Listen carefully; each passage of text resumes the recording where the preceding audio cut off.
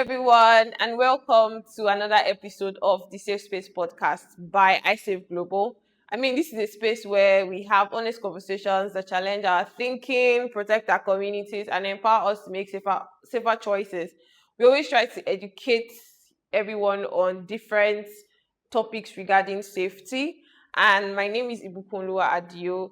I am your host, as always. So today's session is going to be an informative one, as we usually have, where we intersect between informative sessions and the one where we have other people join us on the segment. And today we're going to be talking about something that touches the life of every Nigerian family in one way or the other. Our dream of greener pastures and how that dream can actually turn into a trap. So this episode is titled Trap Behind the Scam, and we're borrowing it directly from this year's global theme for World Day Against Trafficking in Persons, marked every 30th July.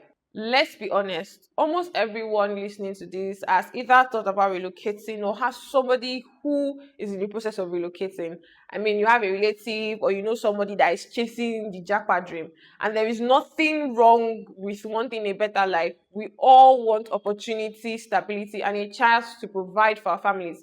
We deserve it.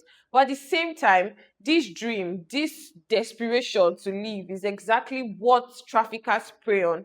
How does it actually start? It doesn't start with a stranger on the road or in a dark alley. It starts with hope. It doesn't start with a random person. It starts with a distant relative who suddenly reaches out with an opportunity abroad, a family friend who knows a guy who can get you a visa, a job offer that seems almost too perfect, promising good pay, accommodation, and a fresh start. And because it comes from someone familiar, someone trusted, we let our guard down. Let me explain this. You can have somebody that you trust that wants to help you with your entire visa process, and then you let your guard down. This team, trapped behind the scam, is shining a light on a fast growing form of trafficking.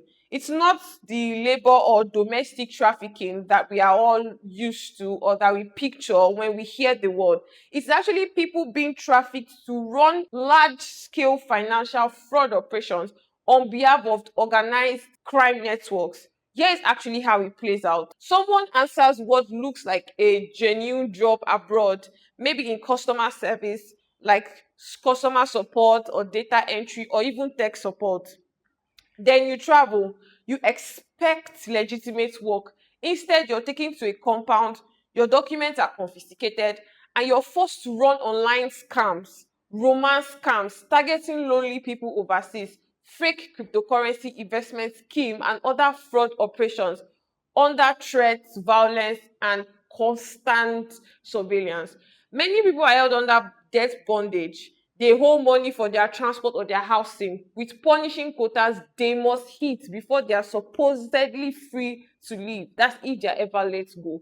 The main explanation or the main idea of this, the summary of this is that aside from the normal thing or the normal types of trafficking that we are aware of, there are trafficking that actually happens due to the fact that you trusted somebody.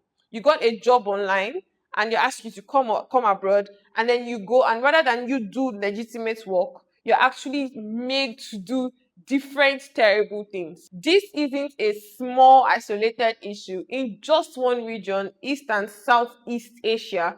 These camp operations were estimated to have cost tens of billions of dollars in losses or in a single year.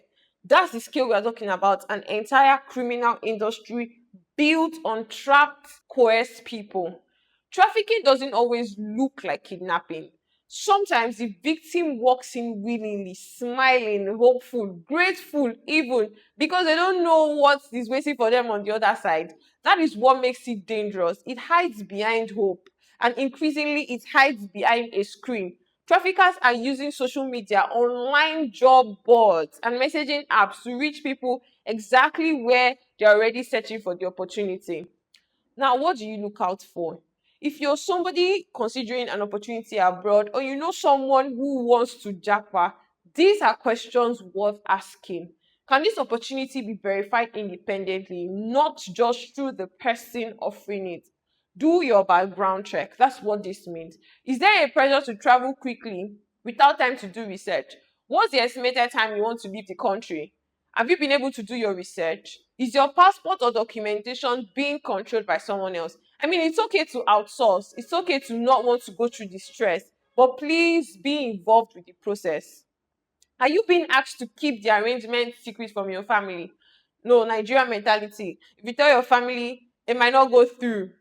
Please, does this offer feel too good, too easy, or too rushed? I mean, none of these automatically mean trafficking, but together they are red flag worth pausing for. A genuine opportunity can survive scrutiny. A trafficking setup usually cannot. I mean, what's worse? Going through the road and then being made an housekeeper there, or actually going through somebody you know and somebody you trust, and at the end of the day you're still being set up and put under a debt you cannot pay for a long time. The search for greener pasture is not even the problem.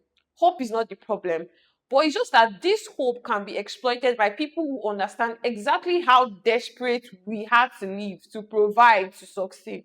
So today, in observance of World Day Against Trafficking in Persons, we are asking you to take a pause, verify, to protect yourself and the people that you love. Not every way out is the way forward. Stay safe, stay informed, and we'll see you on the next episode of the Safe Space Podcast. My name is Ibukoloa Adio. Thank you very much.